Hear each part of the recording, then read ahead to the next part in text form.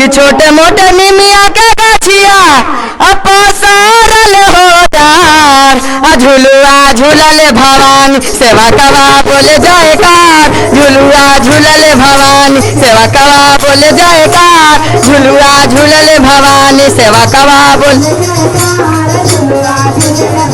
अरे छोटे मोटे निमिया के गछिया पसारल हो डार अरे झुलुआ झूलले भवानी सेवा कवा बोले जयकार झुलुआ झूलले भवानी सेवा कवा बोले जयकार झुलुआ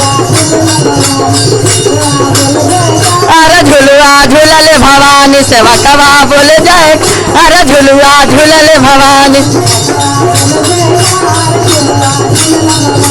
सातों तरह चढ़े लंगवा इलसिया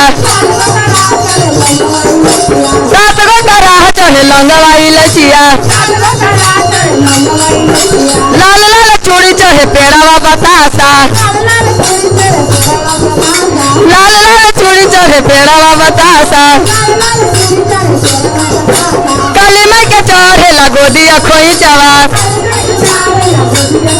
अरे माछिया बैठाल शीतल मैया बाटे लहो सोहाग माछिया बैठाल शीतल बाटे लहो सोहाग झुलुआ झूलले भवानी सेवा कवा बोले जयकार झुलुआ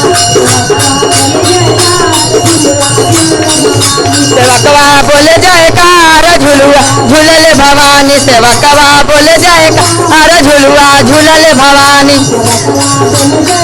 अरे छोटे मोटे ओढ़हुल के गछिया पसारल हो डार छोटे मोटे अरे झुलुआ झूलले भवानी सेवा कवा बोले जयकार झुलुआ झूलले भवानी सेवा कवा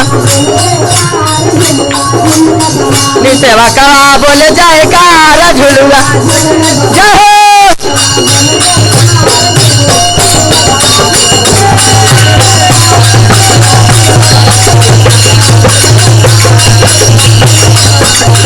अरे सातों तरह चढ़े लंगवा इलसिया अरे लाल लाल चूड़ी चढ़े पेड़वा बतासा लाल लाल चूड़ी चढ़े पेड़वा बतासा काली माई के चढ़े लगोदिया खोई चवा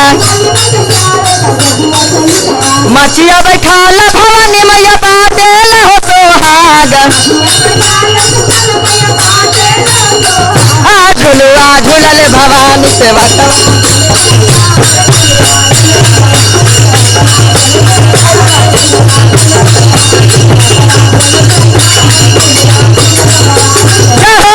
झुलुआ झूलले भवानी सेवा कवा बोले जयकार झुलुआ झूलले